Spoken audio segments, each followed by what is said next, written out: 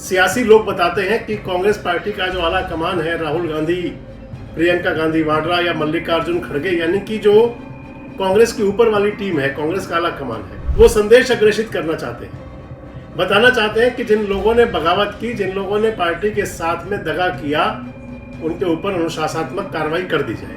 आज जर्नैल सिंह का टाइम भी पूरा हो गया।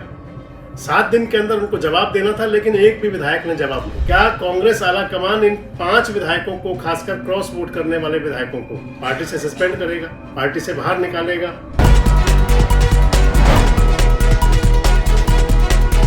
दोस्तों नमस्कार, मैं संजय मग्गू और मौजूद है देश रोजाना के डिजिटल मीडिया मंच पर। 16 मार्च इतिहास के पन्नों में दर्ज रहेगी। 16 मार्च 2026 राज्यसभा का चुनाव हुआ था और हरियाणा कांग्रेस के 5 विधायकों ने अपना वोट क्रॉस किया था। उन 5 क्रॉस करने वाले विधायकों और 4 वो विधायक जिनके वोट रिजेक्ट हुए, इनको लेकर कहें तो कांग्रेस में पूरी तरह से द्वंद्व चल रही है।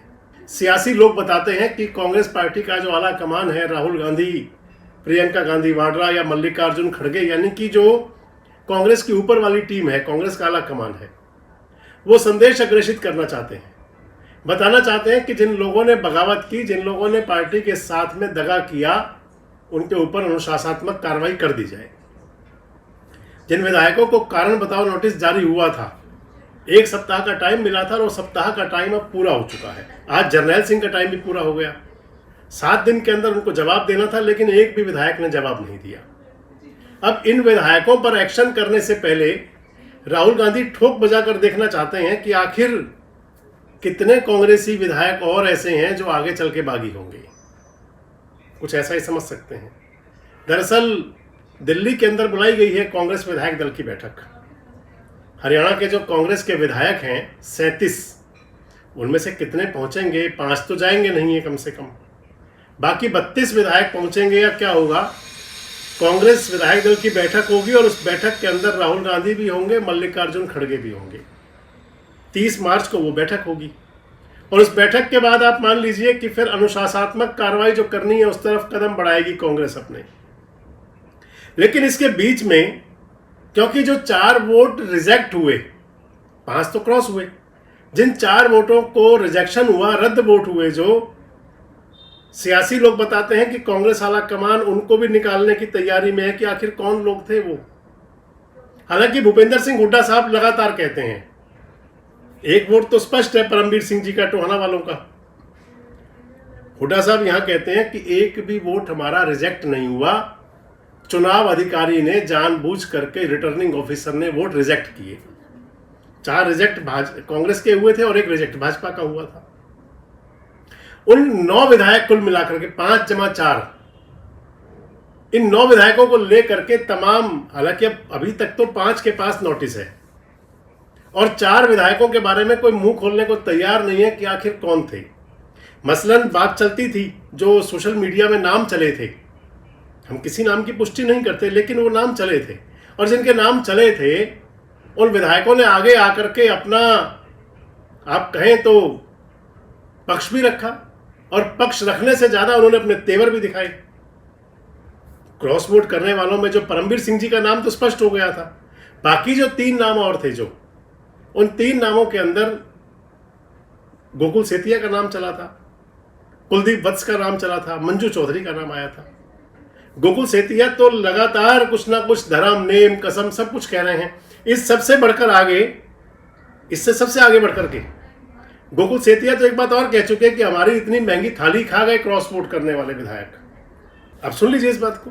मेरे हिसाब से तो शायद इनकी सदस्यता जानी चाहिए, टेक्निकली, जो मुझे लगता है। बाकी अगर कांग्रेस से नहीं लड़ोगे तो पहले ना लड़ते, पहले क्यों नहीं लड़े थे? क्या जरूरत पड़ गई थी? फिर हमारी मीटिंगों में क्यों आते थे? आज एकदम के सांप सूंघ गया, ना आते तब मीटिंगों में, तब जब कई तो बैठा पर प्लेट बढ़ाने लग रहे थे, जाके मरसे शिमला ना जाते। फिर आज क्यों हो गया? आज के बदबू आने लगी था ना कांग्रेस में से भाई। तो गोकुल सेतिया तो यहां तक आगे आ रहे हैं। आपको ध्यान होगा, गोकुल सेतिया और उनके साथ मंजू चौधरी धरने पर भी बैठे थे। बाद में उनको हुड्डा साहब उठा करके ले गए थे, कांग्रेस के कार्यालय के अंदर धरने पर बैठ गए थे कि भाई 5 जो 4 रिजेक्शन वाले वोट हैं उनके नाम भी सामने लेके आओ। अब ये बात तो असल में तो चुनाव अधिकारी बताएं, चुनाव आयोग की तरफ से बात आए, कांग्रेस पार्टी का आला कमान कहे, भूपेंद्र सिंह हुड्डा जी कहें, हुड्डा साहब रिपोर्ट भेजें अपनी, क्योंकि वो इलेक्शन एजेंट थे, बीके हरिप्रसाद बताएं अगर किसी ने देखा हो वोट रिजेक्ट कैसे हुए थे, और अगर धक्के से वोट रिजेक्ट किए गए थे तो फिर उसके लिए भी आखिर ये बात क्यों चल रही है कि जिन लोगों ने वोट रिजेक्ट किए थे, चाहे वो एमएलए ही बोल रहे हैं। लेकिन इतना जरूर है कि इस समय कांग्रेस के अंदर पूरी तरह से ऐसा कोहराम मचा हुआ है जो किसी को समझ नहीं आ रहा कि होगा क्या, आखिर कोई समझ नहीं पा रहा। अब मसलन क्या कांग्रेस आला कमान इन 5 विधायकों को, खासकर क्रॉस वोट करने वाले विधायकों को, पार्टी से सस्पेंड करेगा, पार्टी से बाहर निकालेगा? क्या इनकी मेंबरशिप रद्द करने की बात चलेगी? मेंबरशिप रद्द करने की बात आएगी तो क्योंकि विप जारी होता नहीं है, इसलिए उनकी मेंबरशिप नहीं जा सकती। अगर विधानसभा अध्यक्ष को कांग्रेस कहे भी सही तो विधानसभा अध्यक्ष रविंद्र कल्याण जी भारतीय जनता पार्टी के, उनको तो जो बीजेपी वाला आला कमान कहेगा, मनोहर लाल जी जो कहेंगे वो होगा, या मुख्यमंत्री नायब सिंह सैनी जो कहेंगे वो होगा। इतना जरूर है कि अब आगे कुआं और पीछे खाई। अगर कांग्रेस पार्टी इनको पार्टी से बाहर निकाल दे तब इसका मतलब हो जाएगा कि 5 लोग छुट्टे हो जाएंगे। अगर कहीं कांग्रेस बात करे कि इन 5 सीटों पर विधानसभा का उपचुनाव हो जाए किसी प्रकार से, तो मैं तो समझूंगा कि ये भी भारतीय जनता पार्टी के फेवर में जाएगा। जिस पार्टी की प्रदेश के अंदर सरकार है, 3.5 साल सरकार चलनी है, जहां क्रॉस वोट करने वाले विधायक अपने मतदाताओं को, कार्यकर्ताओं को सीधा सीधा कह रहे हैं कि देखिए हम तो आपके विकास के लिए आए थे। तो इस स्थिति में, क्योंकि आमतौर पर हुआ करता है कि उपचुनाव में सत्ताधारी पार्टी बड़े आराम से चुनाव जीत जाया करती है, इधर आप माने तो पूरी तरह से ये सब कुछ जो है वो कांग्रेस के लिए परेशानी का सबब है, और कांग्रेस के अंदर भी सबसे बड़ा हुड्डा साहब के लिए भी।